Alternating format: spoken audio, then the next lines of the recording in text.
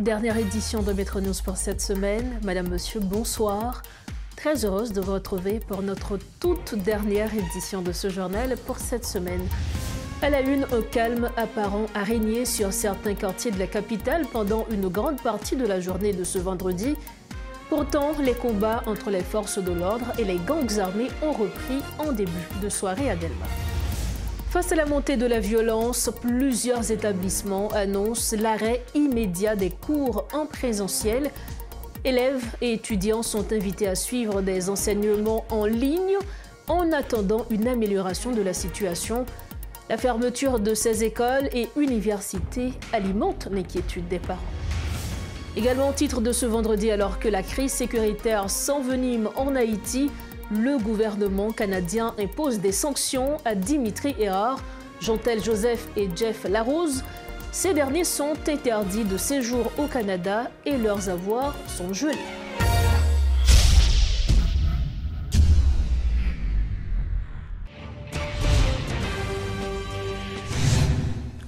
Bienvenue au développement des titres de l'actualité. Les affrontements entre policiers et bandits se sont poursuivis dans le centre-ville de Port-au-Prince et à Delma, mais avec une intensité moindre qu'en début de semaine. Bien que calme apparent règne sur la capitale ce vendredi, nombreux sont ceux qui craignent qu'il ne s'agisse que d'un répit avant une nouvelle flambée de violence. Dans l'intervalle, certaines écoles de la région métropolitaine font face à des menaces constantes. D'autres continuent de fermer leurs portes en raison de la violence omniprésente autour des établissements, causant des victimes. Des parents dénoncent l'impact de cette situation catastrophique sur l'avenir de leurs enfants, alors que certains d'entre eux ont déjà payé pour l'année scolaire. Suivez ce reportage signé Riti Fortuné et Claude Désir. Les effets de la vague de violence qui s'abat sur la capitale se répercutent jusque dans les établissements scolaires, contraints de suspendre leurs activités jusqu'à nouvel ordre. Ce vendredi, tout paraît changé dans l'enceinte désertée du collège Saint-Louis de Gonzague, un espace habituellement partagé entre les activités scolaires et parascolaires. Chacun est touché d'une manière ou d'une autre par ce dysfonctionnement forcé. Pour ce petit commerçant installé à Delma 31 depuis des années, c'est un véritable calvaire. Situation très bonne aussi, parce que il y a un pile de gens qui venu à l'école, à cause de situation et pas venir à l'école. Ay bal ap tiré, ti moun ap prend balle dans la cour Saint-Gonzague, parce que l'hôpital a mené et nous même qui marchons dans la tour, même si tu as une bonne école, nous pas dire l'école parce que la situation pas bon pour nous. Bon, regardez pour moment là, nous devons avoir 15 chasseurs dans l'école là, nous devons même mettre des sous là parce que insécurité. Entre les tirs à répétition et la baisse de la fréquentation de la zone, ces commerçants se sentent cernés par le risque. Ils n'empruntent les rues que par obligation. Les baguettes là comme ça, tout commerce perdu, pas rien qui réussit. Si tu as 10 personnes qui te entrent là, pas même 5 qui entrent, les fini tout pas l'école, toute l'école ferme porte jusqu'à nouvel ordre. Par contre ça l'état dit parce que faut que l'état dit un mot pour nous gain pile maman petite cap souffrir. Imagine nous fin font table comme ça. Ou venir ou faire journée ou pas jeune monde pour vendre. C'est pas un bagage qui douce. Je suis 16e de qu'on occupe tête, mais quand je suis tout bagage, je ne suis pas capable comme ça me fait. Ah, l'État, si nous comptons ça, nous faisons nos misères, maman, papa, je ne passe pas, je ne suis pas capable, moi-même, je ne suis pas capable. Je ne suis pas capable encore. Même là, je suis mal dans le pays, je suis dans le pays. Je suis dans le pays, je ne suis pas capable encore, je ne suis pas capable. D'autres écoles qui fonctionnent tant bien que mal reçoivent quotidiennement des menaces. Une situation qui plonge les parents dans l'inquiétude, surtout ceux qui ont déjà payé les frais pour une année. Bon, l'argent perdu, quand l'école a des villes comme là, qui se boivent dans le normalien, puis sont l'autre, qui était Canada là, bon, l'argent a perdu. Je ne sais pas si l'école là, je vais tomber. Alors, leurs pensées sont bien faites, au fond mal, l'argent a perdu. La réalité est d'autant plus alarmante qu'aucune solution ne semble se profiler à l'horizon, déplore-t-il. Si on a l'école, mon cher, l'école ferme, quand il va à l'école. Pas l'école qui a fonctionné dans la ville là, il va pas fonctionner, cause d'insécurité, balle a tombé de tous côtés. Normalement, si l'État veut faire un bagage, alors on va finir parler de l'État, moun qui dit c'est l'État, et on fait, et ça m'attend. Déjà pour l'année 2024, le Bureau de coordination des affaires humanitaires de l'ONU avait recensé près de 3000 écoles fermées dans l'Ouest et l'Artibonite. Un chiffre alarmant qui en dit long sur l'avenir du pays et de ses citoyens. Face à l'escalade de l'insécurité en Haïti, l'Université de Port-au-Prince a annoncé jeudi la suspension immédiate de toutes ses activités académiques, incluant les cours, les examens et les événements universitaires jusqu'à nouvel ordre. Cette décision a été confirmée dans un communiqué officiel publié par l'administration de l'université, mettant en avant la priorité accordée à la sécurité des étudiants et du personnel. L'Université de Port-au-Prince encourage les professeurs à poursuivre l'enseignement en ligne afin d'assurer une certaine continuité pédagogique. Des plateformes numériques seront mises à disposition à cet effet. La direction s'engage à communiquer ultérieurement la date de reprise des cours en présentiel ainsi que le calendrier actualisé des examens.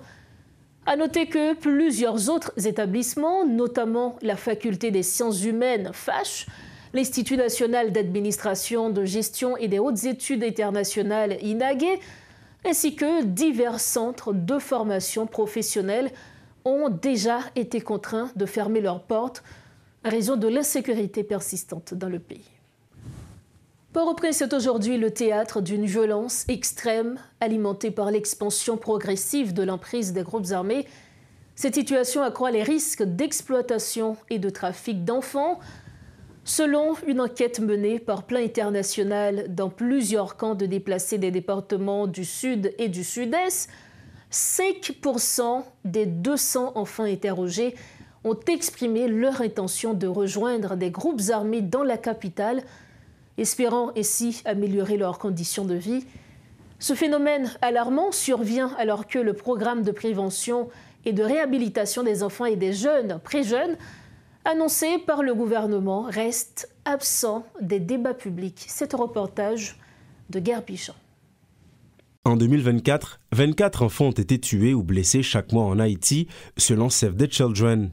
Derrière cette violence, un autre fléau se développe, le recrutement d'enfants par des groupes armés. François Jacquelin, un jeune de 18 ans, a échappé à ce destin. Chassé de chez lui par son propre père, il aurait pu rejoindre un gang s'il n'avait pas gardé la tête sur les épaules, explique-t-il.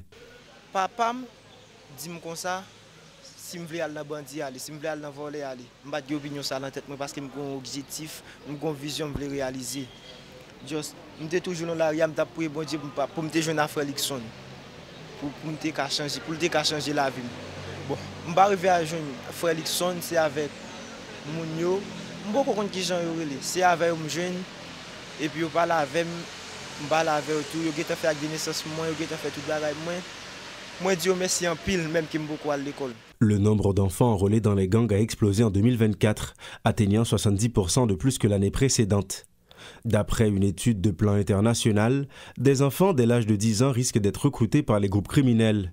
Dans le sud et dans le sud-est du pays, certains enfants déplacés voient les gangs comme une opportunité attirés par l'argent facile, assure Prospéry Raymond, directeur national de Plan International d'Haïti.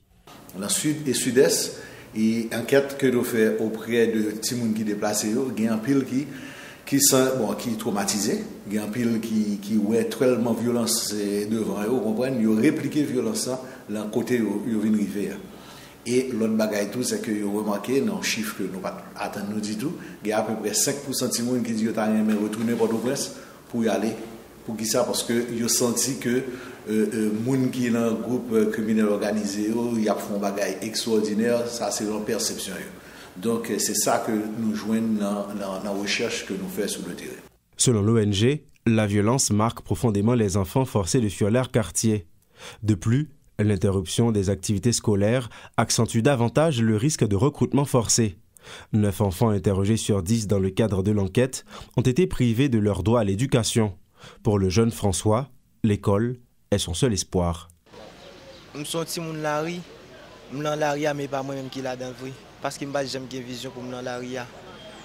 Bon, depuis que je suis allé dans le cimetière, cause de je suis chita là, je ne fais rien, mal travail, pour me dire que ça m'a fait à l'école. Je suis venu à marcher, je suis tourné là hier, avant hier, si je suis pas là avec moi, je dis, je vais à l'école mercredi, je me dis, Maman nous reçoit pas, nous mettez nous, dit non, et en dedans là, ils rentrent, et puis, nous ne pas laver, ils mettent à l'école. Et puis hier, ils menem là, côté dame là dit me mettre aller, m'a tourner demain. Pour moi même depuis là au fin dit à faire l'école là, me senti son mon Dieu descendre pour moi avec tout le monde là.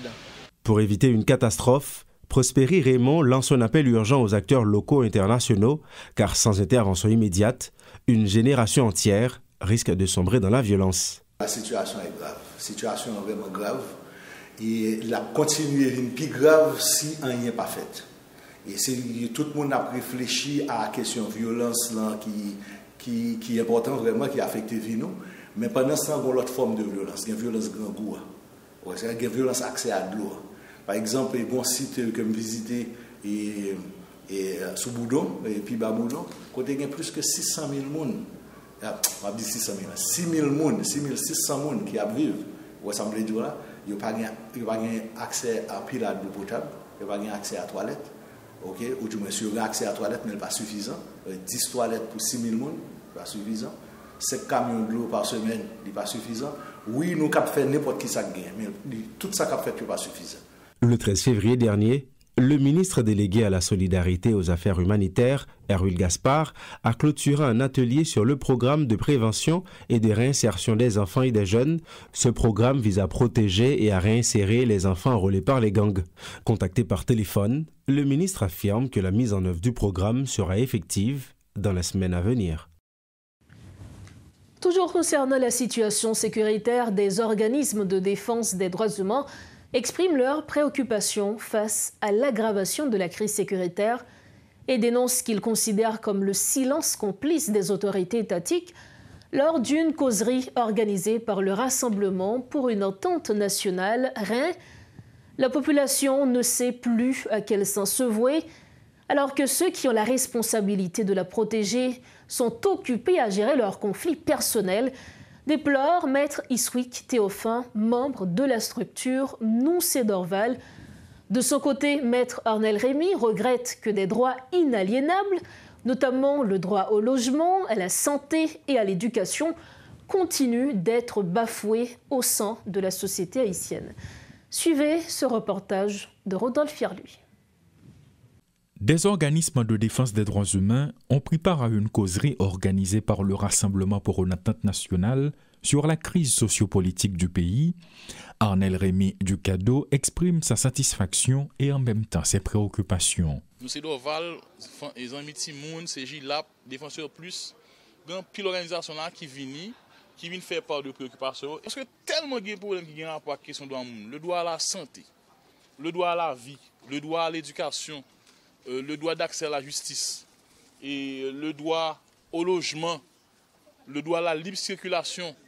De son côté, Maître Iswick Théophin de la structure Noussé Dorval ne cache pas sa position par rapport à la crise qui ronge la société haïtienne. Des gens qui n'ont pas de compétences, qui n'ont pas de volonté, qui n'ont pas de capacité, qui ont de mauvaise foi, il faut gagner des décisions qui prennent en compte. Ce n'est pas possible, je dis, pour que nous tendions gagner un conflit entre la primature ou sinon au niveau CSPN, un conflit.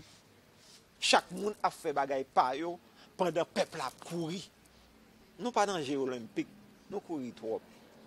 Chaque représentant d'organisation formule des recommandations à la suite de cette journée de causerie. Cadeau, Noussé Dorval, Défenseur Plus, CARD, entre autres. Eh bien, aujourd'hui, nous venons trouver nous dans une situation où la vie pas presque veut dire rien. Et c'est pour raison ça, nous félicitons l'initiative qui prend parrain pour mettre un ensemble d'organisations des droits humains et je t'ai invité Noussé Dorval pour venir une compréhension par rapport avec le problème que nous avons confronté là. Nous demandons responsables puis au fond notre synthèse à partir de toute préoccupation là pour acheminer aux observatrices.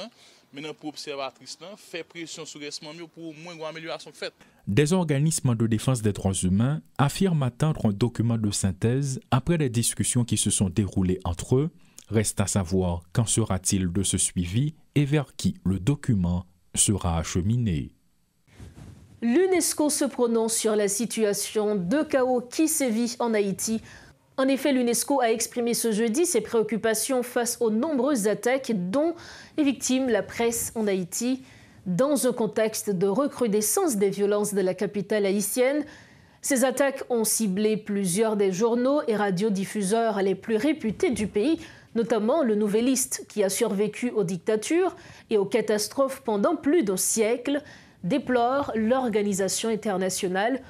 En conséquence, l'UNESCO exprime sa vive préoccupation face à cette escalade de violence perpétrée par des gangs armés contrôlant une grande partie de Port-au-Prince, visant à intimider les journalistes et à semer le chaos.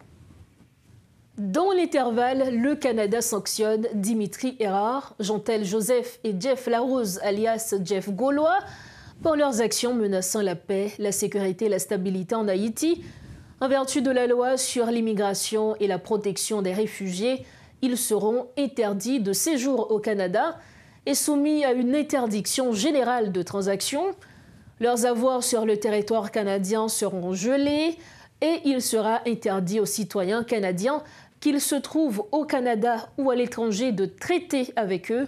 Ces sanctions visent à répondre à l'aggravation de la crise politique, sécuritaire et humanitaire en Haïti, exacerbée par les actes sur des personnes ciblées.